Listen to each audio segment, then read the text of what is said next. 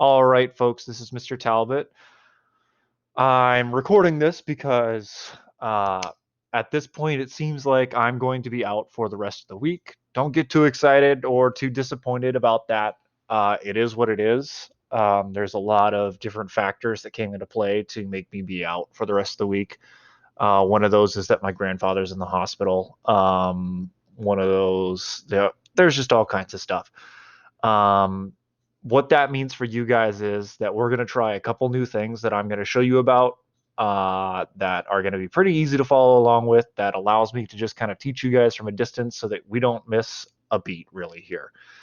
What it does mean is you're going to have a substitute, and I really expect you guys to take care of stuff done, get it done. Don't give the sub any trouble, or I'm going to hear about it.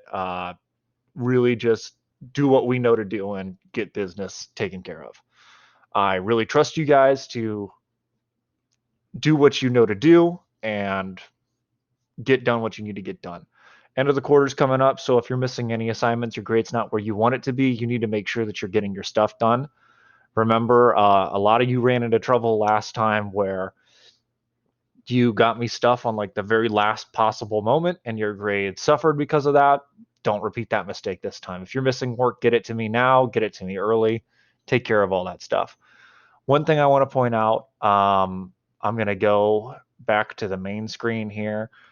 This is in all the 9B classes, but I'm going to use 9B2 as an example just because 9B2 has not seen it yet. I posted a graphic organizer for the trial that everyone is supposed to fill out. This is worth 26 points, not 26, 25 points. When you open it up, it looks like this. This is a graphic organizer. You fill it out. It's pretty self-explanatory. For each of the witnesses, you're going to put the questions that each of the lawyers asked them. Who called you for Mr. Gilmore for Hectate? The sheriff, Atticus Finch, what questions he asked the sheriff, and whether or not you believe this person's testimony. I'm going to be reading Bob Ewell's testimony in this video so that you can fill this out yourself. There's also going to be some questions to go along with this, so make sure you're paying attention and following along, or you're really going to get yourself in trouble. Later on, I'm going to be doing a separate video for things like the closing argument and Mayella being a victim and Mayella's guilt, and how simple a case is, black and white, all that stuff is going to be covered. We're going to do that all here this week, get that all taken care of. I went ahead and filled out this a little bit so you can see what it is. Fill this out more than this. Don't just copy what I did and expect that, oh, Mr. Talbot did it this way, so I'm done. No, you need to do more than this. They ask him more than 2 questions, and you need to take a stance here. If you have any questions, feel free to email me, ask me anything you need to. I'll answer it to the best of my ability from a distance. If you're in 3rd period or 5th period, absolutely ask Mr. Dunn. He can get a hold of me too if that's a question that he's not sure how to answer. But we can absolutely make stuff happen here. So what I'm going to do here is I'm going to be reading through the section where they speak to Bob Ewell all the way through to the end of chapter 17. And then once that is done, we are going to,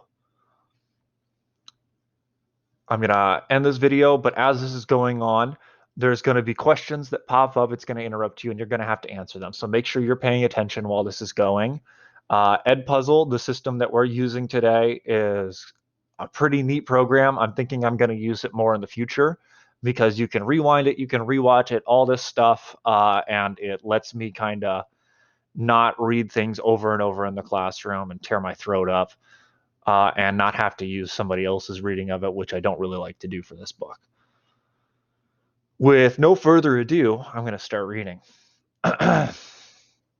Robert E. Lee Ewell. In answer to the clerk's booming voice, a little bantam cock of a man rose and started to the stand. This means chicken in this context. The back of his neck reddening at the sound of his name. When he turned around to take the oath, we saw his namesake was as red as his neck. We also saw no resemblance to his namesake. A shock of wispy, new-washed hair stood up from his forehead. His nose was thin, pointed, and shiny. He has no chin to speak of. It seemed to be part of his crepey neck. So help me God, he crowed. Every town the size of Macomb had families like the Ewells. No fluctuations changed their status. People like the Ewells lived as guests of the county in prosperity as well as in the depths of depression. No truant officers could keep their numerous offspring in school. No public health officer could free them from congenital defects, various worms, and the diseases indigenous to filthy surroundings. Maycomb's Ewells lived behind the town garbage dump in what was once a black person's cabin. The cabin's plank walls were supplemented with sheets of corrugated iron. Its roof was shingled with tin cans that were hammered flat, so only its general shape suggested its original design. It was square, with four tiny rooms opening into a shotgun hall. The cabin rested uneasily on four irregular lumps of limestone. Its windows were merely open spaces in the walls, which in the summertime were covered with greasy strips of cheesecloth to keep out the varmints that feasted on Macomb's refuse. But the varmints had a lean time of it, because the Ewells gave the dump a thorough gleaning every day, and the fruits of their industry, everything they didn't eat, made the plot of ground around the cabin look like the playhouse of an insane child. What passed for a fence were bits of tree limbs, broomsticks, and tool shafts, all tipped with rusty hammerheads, snaggle-toothed rakeheads, shovels, axes, and grubbing hoes, held onto with pieces of barbed wire. Enclosed by this barricade was a dirty yard containing the remains of a Model T Ford, up on blocks, a discarded dentist chair, an ancient icebox, and lesser items, old shoes, worn-out table radios, picture frames, and fruit jars, under which scrawny orange chickens pecked hopefully. But in one corner of the yard was something that bewildered Macomb. Against the fence, in a line, were six chip-enameled slop jars, all holding brilliant red geranium flowers, cared for as tenderly as if they belonged to Miss Maudie Atkinson, if Miss Maudie had deigned to permit a geranium on her premises. People said they were Mayella Ewells. So going back and looking at this, what kind of house do the Ewells live in? A good one and bad one. I mean, we've got all kinds of terrible garbage in their yard. Whenever I hear about the Ewells house, I think about a hoarder's house, right? We see that their roof is shingled with tin cans, right? Hammered flat, like pop cans, soup cans that they've hammered flat and put on top of their roof to keep the rain out. Nobody was quite sure how many children were on the place. Some people said 6, others said 9, but there were always several dirty-faced ones at the windows whenever anyone passed by. Nobody ever had occasion to pass by except at Christmas, when the churches delivered baskets, and when the mayor of Macomb asked us to please help the garbage collector by dumping our own trees and trash. Atticus took us with him last Christmas when he complied with the mayor's request. A dirt road ran past the highway, past the dump, down to a small black community some 500 yards beyond the Ewells. It was necessary either to back out onto the highway or go the full length of the road and turn around. Most people just turned their cars around in the black people's front yards. In the frosty December dusk, their cabins looked neat and snug, pale blue smoke rising from their chimneys, and their doorways glowed amber with the fires inside. There were delicious smells about: chicken, bacon frying crisp as the twilight air. Jem and I detected squirrel cooking, but it took an old countryman like Atticus to identify possum and rabbit, aromas that vanished when we rode back past the Ewell residence. All the little man on the witness stand had that made him any better than his nearest neighbors were that if he was scrubbed with lye soap in very hot water, his skin would be white. "Mr. Robert Ewell?" asked Mr. Gilmer. "That's my name, Captain," said the witness. Mr. Gilmer's back stiffened a little, and I felt sorry for him. "Perhaps I'd better explain something. I've heard that lawyers' children, when they see their parents in court in the heat of an argument, get the wrong idea. They think the opposing lawyer is the personal enemy of their parents. They're surprised to see them go out arm in arm with their enemies during the first recess. This wasn't true of Jem and me. We acquired no traumas from watching our father win or lose. I'm sorry, but I can't provide any drama in this respect. If I did, it wouldn't be true. We could tell, however, when debate became more acrimonious than professional. But this was far from watching lawyers, other than our father. I never heard Atticus raise his voice in my life, except to a deaf witness. Mr. Gilmer was doing his job, and Atticus was doing his. Besides, Mr. Ewell was Mr. Gilmer's witness, and he had no business being rude to him of all people.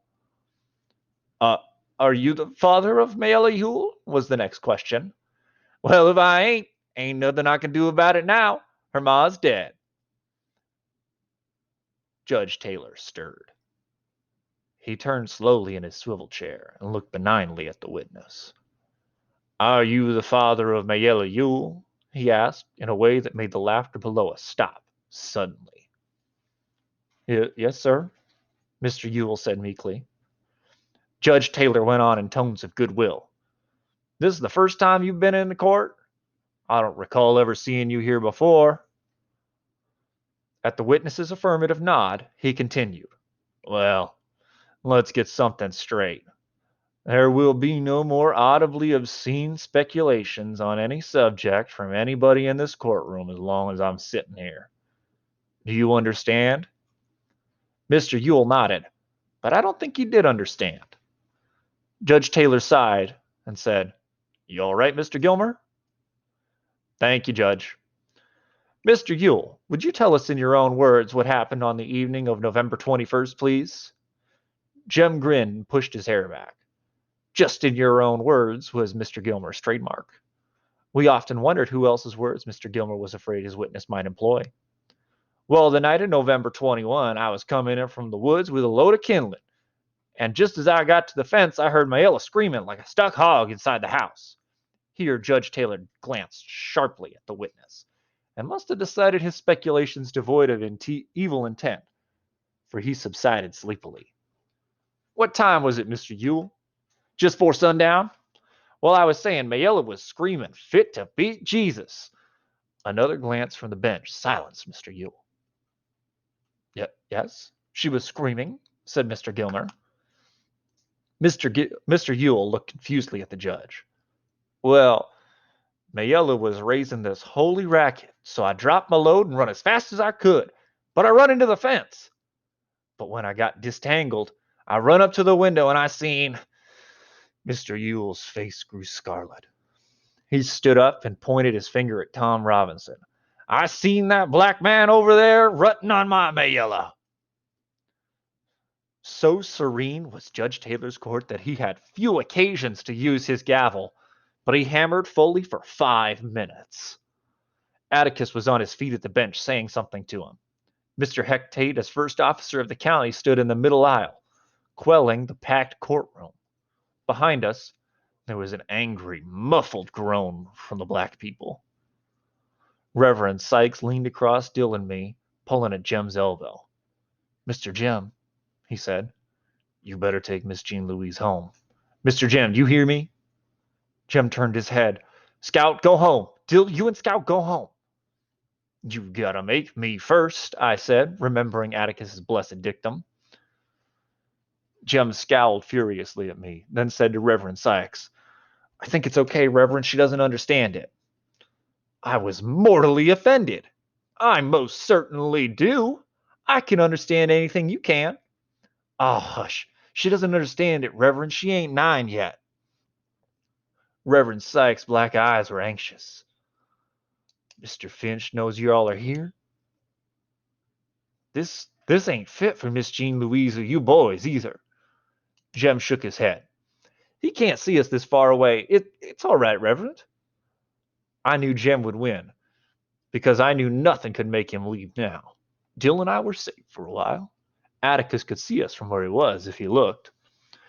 As Judge Taylor banged his gavel, Mr. Ewell was sitting smugly in the witness chair, surveying his handiwork. With one phrase, he'd turned happy picnickers into a sulky, tense, murmuring crowd, being slowly hypnotized by gavel taps, lessening it intensely until the only sound in the courtroom was a dim pink, pink, pink. The judge might have been rapping on the bench with a pencil. In possession of his court once more, Judge Taylor leaned back in his chair. He looked suddenly weary. His age was showing, and I thought about what Atticus had said. He and Miss Taylor didn't kiss much. He must have been nearly 70. There's been a request, Judge Taylor said, that this courtroom be cleared of spectators, or at least of women and children, a request that will be denied for our time being. People generally see what they look for, hear what they listen for, and they have the right to subject their children to it, but I can assure you of one thing. You will receive what you hear and see and hear in silence, or you'll leave this courtroom. But you won't leave it until the whole boiling of you come before me on contempt charges. Mr. Ewell, you will keep your testimony within the confines of the Christian English language, if that's possible. Proceed, Mr. Gilmer. Mr. Ewell reminded me of a deaf mute. I was sure he'd never heard the words Judge Taylor directed at him. His mouth struggled silently with them, but their import registered on his face. Smugness faded from it, replaced by a dogged earnestness that fooled Judge Taylor not at all. As long as Mr. Ewell was on the stand, the judge kept his eyes on him, as if daring him to make a false move. Mr. Gilmer and Atticus exchanged glances. Atticus was sitting down again. His fist rested on his cheek, and we couldn't see his face. A question from Judge Taylor made him relax. Mr. Ewell, did you see the defendant having sexual intercourse with your daughter? Yes, I did. The spectators were quiet, but the defendant said something. Atticus whispered to him, and Tom Robinson was silent. You say you were at the window? Asked Mr. Gilmer. Yes, sir. How far is it from the ground? About 3 foot. Did you have a clear view of the room? Yes, sir. How did the room look? Well, it was all slung about like there was a fight. What did you do when you saw the defendant? Well, I run around the house to get in, but he run out the front door just ahead of me. I saw who he was, all right. I was too distracted about Mayella to run after him. I run in the house, and she was lying on the floor squalling. Then what'd you do? Why, I ran for Tate as quick as I could. I knew who it was, all right. Lived down yonder in that nest. Passed the house every day. Judge, I've asked the county for 15 years to clean out that nest down yonder. They're dangerous to live around, besides devaluing my property. Thank you, Mr. Ewell, said Mr. Gilmer hurriedly. The witness made a hasty descent from the stand and ran smack into Atticus, who had risen to question him. Judge Taylor permitted the court to laugh. Just a minute, sir, Atticus said genially. Could I ask you a question or two? Mr. Ewell backed up into the witness chair, settled himself, and regarded Atticus with haughty suspicion, an expression common to Macomb County witnesses when confronted by opposing counsel. Mr. Ewell, Atticus began, folks were doing a lot of running that night. Let's see. You say you ran to the house, you ran to the window, you ran inside, you ran to Mayella, you ran for Mr. Tate. Did you? During all this running? Run for a doctor? Wasn't no need to. I seen what happened. But there's one thing I don't understand, said Atticus. Weren't you concerned with Miss Mayella's condition? I most positively was, said Mr. Ewell. I seen who done it. No, I meant her physical condition. Did you not think the nature of her injuries warranted immediate medical attention? What? Didn't you think she should have had a doctor immediately? The witness said he never thought of it. He had never called a doctor any of his kids in his life, and if he had, it would have cost him $5. That all? He asked. Not quite, said Atticus casually. Mr. Ewell, you heard the sheriff's testimony, didn't you? How's that? You were in the courtroom and Mr. Heck Tate was on the stand, weren't you? You heard everything he said, didn't you? Mr. Ewell considered the matter carefully and seemed to decide the question was safe. Yes, he said. Do you agree with his description of Mayella's injuries? How's that? Atticus looked around at Mr. Gilmer and smiled. Mr. Ewell seemed determined not to give the defense the time of day. Mr. Tate testified that her right eye was blackened and that she was beaten around the... Oh, yeah, said the witness. I hold with everything Tate said. You do? Asked Atticus mildly. I just want to make sure. He went to the court reporter, who said something, and the reporter entertained us for some minutes by reading Mr. Tate's testimony as if it were stock market quotations. Which eye? Her left. Oh, yes, that'd make it her right. It was her right eye, Mr. Finch. I remember now she was bunged. He flipped the page. Up that side of the face. Sheriff, please repeat what you said. It was her right eye, I said. Thank you, Bert, said Atticus. You heard it again, Mr. Ewell. Do you have anything to add to it? Do you agree with the sheriff? I holds with Tate. Her eye was blacked, and she was mighty beat up. The little man seemed to have forgotten his previous humiliation from the bench. It was becoming evident that he thought Atticus was an easy match. He seemed to grow red again. His chest swelled, and he once more was a little red rooster. I thought he'd bust his shirt at Atticus's next question.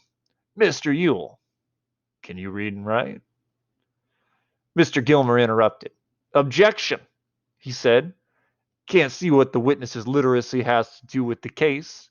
Irrelevant and immaterial. Judge Taylor was about to speak, but Atticus said, Judge, if you'll allow the question plus another one, you'll soon see. All right, let's see, said Judge Taylor. But make sure we see Atticus.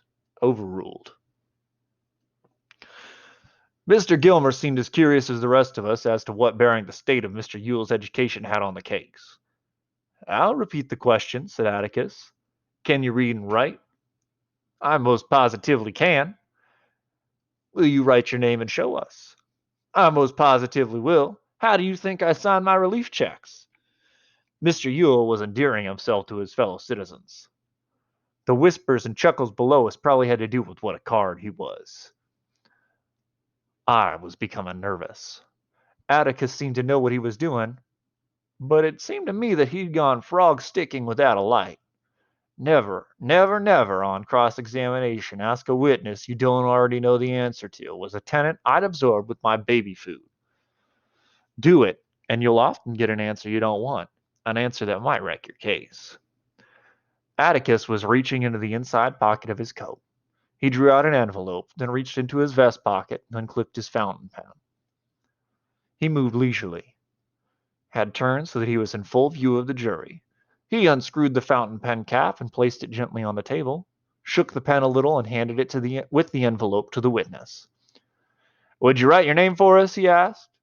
Clearly now, so the jury can see you do it. Mr. Ewell wrote on the back of the envelope and looked up complacently to see Judge Taylor staring at him as if he were some fragrant gardenia in full bloom on the witness stand, to see Mr. Gilmer half sitting, half standing at his table. The jury was watching him. One man was leaning forward with his hands over the railing. What's so interesting? He asked. You're left-handed, Mr. Ewell, said Judge Taylor.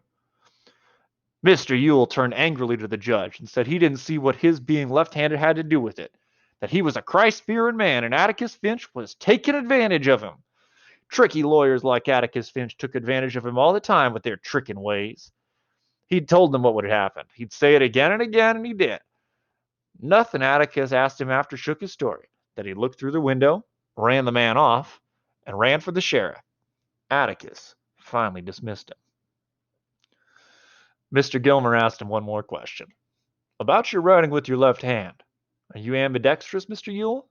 I most positively am not. I can use one hand as good as the other. One hand good as the other, he added, glaring at the defense table. Jem seemed to be having a quiet fit. He was pounding the balcony rail softly and once whispered, We've got him. What's important about Atticus having Bob Ewell write his name here? What's important about him being left-handed? I didn't think so. Atticus was trying to show, it seemed to me, that Mr. Ewell could have beaten up Miela. That much I could follow. If her right eye was blacked, and she was beaten mostly on the right side of the face, it would tend to show that a left-handed person do it. Sherlock Holmes and Jem Finch would agree. But Tom Robinson could easily be left-handed too. Like Mr. Heck Tate, I imagined that a person facing me went through a swift mental pantomime and concluded that he might have held her with his right hand and pounded her with her left. I looked down at him. His back was to us, but I could see his broad shoulders and bull-thick neck. He could easily have done it. I thought Jim was counting his chickens.